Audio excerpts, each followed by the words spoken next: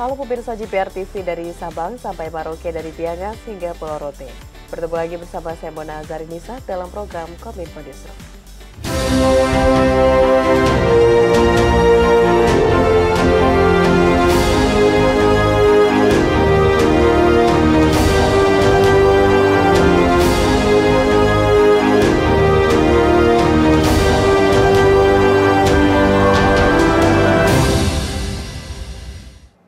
Pemirsa, kita ke informasi pertama. PLT Menteri Komunikasi dan Informatika Mahfud MD kembali menegaskan bahwa proyek seperti Base Transceiver Station 4G, satelit Satria hingga Palaparing tetap berjalan. Hal ini disampaikan usai pelantikan dan pengambilan sumpah jabatan pejabat pimpinan tinggi media di lingkungan Kementerian Komunikasi dan Informatika. PLT Menteri Komunikasi dan Informatika Mahfud MD memastikan proyek penyediaan infrastruktur Base Transceiver Station 4G dan infrastruktur pendukungnya akan terus dilanjutkan. Presiden Joko Widodo telah memberi arahan kepada Mahfud MD agar proyek BTS 4G yang telah dikerjakan selama 16 tahun ini terus dilanjutkan. Dikarenakan sejak dimulai pembangunan pada tahun 2006 hingga 2020, proyek BTS berjalan sebagaimana mestinya dan permasalahan baru terjadi pada tahun 2021. Oleh karena itu, usaha yang telah dikerjakan selama 16 tahun ini akan sulit apabila dimulai dari awal. Bukan hanya proyek BTS 4G, proyek lain seperti satelit Satria hingga Palaparing juga dipastikan berjalan. Mahfud juga menegaskan kelanjutan proyek BTS ini tidak akan mengganggu proyek hukum terhadap perkara korupsi BTS 4G yang tetap berjalan. Pada kesempatan itu, PLT Menkominfo juga mengungkapkan kebijakan barunya di Kementerian Kominfo, yakni Badan Pengawasan Keuangan dan Pembangunan atau BPKP, hingga penegak hukum diizinkan masuk ke Kementerian Kominfo, khususnya untuk menghitung kerugian serta melakukan penyelidikan atas proyek yang berlangsung. Kementerian Komunikasi dan Informatika akan terus membuka pintu terhadap penegakan hukum dan pihak berwenang yang ingin melakukan penelitian berbagai proyek di Kementerian Komunikasi dan Informatika. Saya nyatakan dalam tugas dan wewenang saya sebagai Menkominfo yang baru, kapan saja BPKP mau masuk harus diizinkan dan saya undang untuk datang ke sini untuk menyelesaikan kasus-kasus yang sudah ada. Pun kepada aparat penegak hukum tidak akan dihalangi. KPK, Kejaksaan, Kepolisian, kalau memang ada laporan yang masuk akal untuk diteliti, kami persilahkan, kami buka pintu selebar-lebarnya.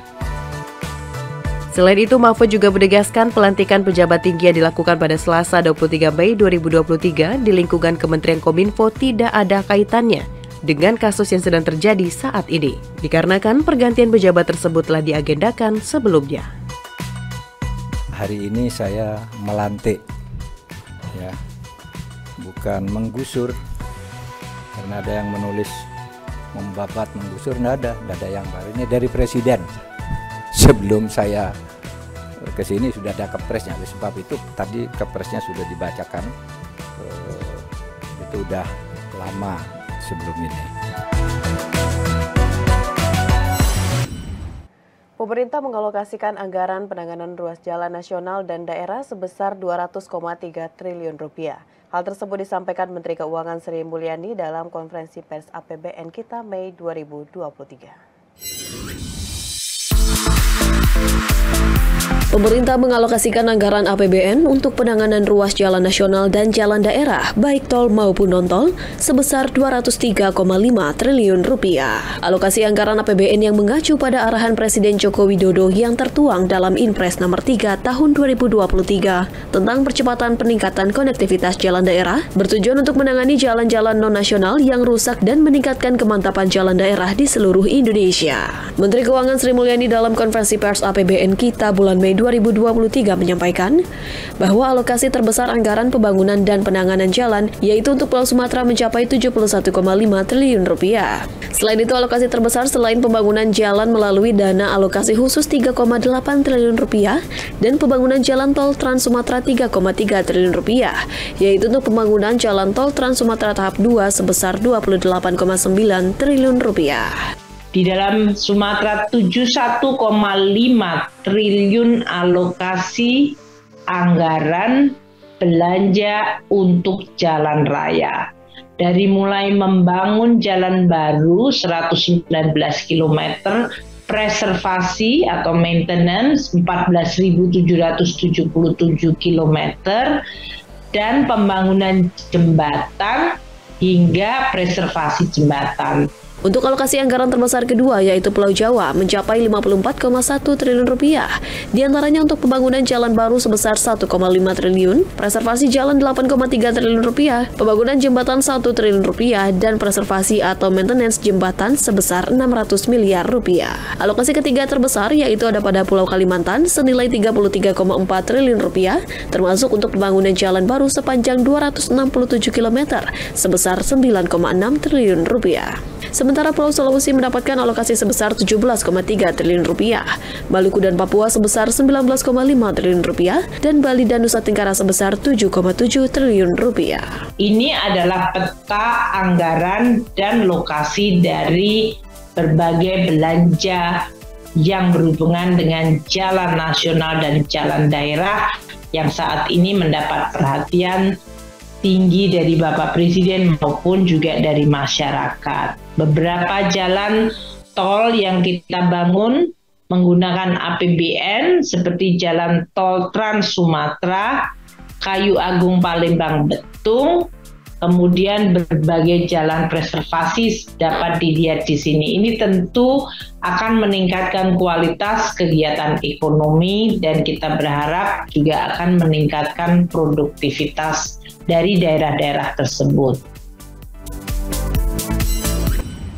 Kita ke informasi selanjutnya pemirsa, Presiden Joko Widodo gelar pertemuan bersama Presiden Iran di Istana Kepresidenan Bogor. Pertemuan tersebut dalam rangka penandatanganan kerjasama bilateral Indonesia-Iran.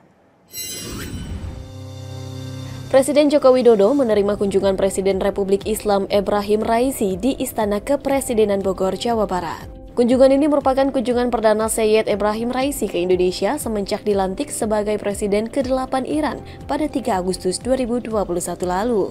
Adapun kunjungan kenegaraan ini menghasilkan sejumlah kesepakatan dan penguatan kerjasama bilateral antara Indonesia dengan Iran, diantaranya kerjasama di bidang kesehatan. Untuk kerjasama bilateral yang pertama terkait dengan kesehatan, pilot project untuk telerobotic surgery, kemudian pilot project untuk telemedicine, dan kolaborasi alat telemedicine di 11 puskesmas telah berjalan. Selanjutnya, Indonesia dan Iran juga telah menyepakati Preferential Trade Agreement atau perjanjian perdagangan preferensial untuk meningkatkan perdagangan kedua negara. Saya dan Presiden Raisi juga menjajaki pembentukan kesepakatan B2B, kemudian investasi pembangunan Ibu Kota Nusantara, dan solusi untuk investasi sektor migas.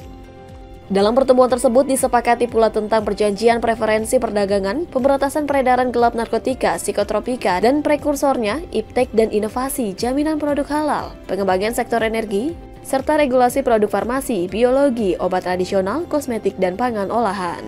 Kemudian kesepakatan mengenai pembebasan visa bagi pemegang paspor diplomatik dan dinas, bantuan administrasi timbal balik di bidang kepabeanan, promosi perdagangan, dan kesepakatan program pertukaran kebudayaan. Di kesempatan lain, Presiden Republik Indonesia Joko Widodo menerima kunjungan finalis Putri Indonesia 2023 di Istana Merdeka Jakarta. Pada pertemuan itu, Presiden Jokowi meminta Putri Indonesia mempromosikan destinasi wisata Indonesia. 45 finalis Putri Indonesia 2023 menyambangi Istana Merdeka Jakarta pada Senin 22 Mei untuk bertatap muka dan berdiskusi dengan Presiden Republik Indonesia. Dalam agenda tersebut, Presiden Joko Widodo menyampaikan dua hal penting sebagaimana disampaikan oleh Menteri Pariwisata dan Ekonomi Kreatif Sandiaga Uno usai mendampingi Presiden. Pertama, mengenai peran penting generasi muda terhadap bonus demografi Indonesia agar terkonversi dalam 13 hingga 15 tahun ke depan. Kedua, Putri Indonesia 2023 Farhana Nariswari Wisandana asal Jawa Barat beserta pemenang finalis lainnya diminta untuk mempromosikan destinasi wisata super prioritas Indonesia, mulai dari Labuan Bajo, Nusa Tenggara Timur hingga Mandalika, Nusa Tenggara Barat. Jokowi itu tadi cerita mengenai pentingnya mendorong pariwisata di Indonesia. Jadi karena kami ini kebetulan berasal dari 34 provinsi di Indonesia, sehingga kami para putri dari setiap provinsi didorong untuk lebih mempromosikan lagi, menceritakan kembali mengenai titik-titik pariwisata yang ada di provinsi kami masing-masing. Tentunya untuk generasi muda, saya berharap semuanya dapat menguasai digital, karena bagaimanapun masa semakin berjalan, globalisasi terus masuk ke Indonesia, dan harapannya seluruh generasi muda dapat menyesuaikan diri dan juga melek sains, namun tidak tercabut dari akar dan budaya Indonesia tentunya.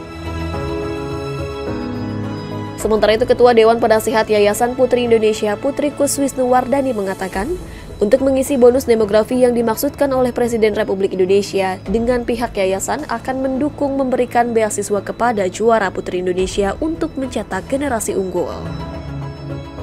Jadi memang komitmen Yayasan Putri Indonesia untuk mendorong perempuan Indonesia untuk menjadi SDM unggul, mengisi bonus demografi menuju Indonesia Emas 2045. Pemirsa, setelah jeda kami akan kembali dengan informasi lainnya. Tetaplah bersama Kominfo Newsroom.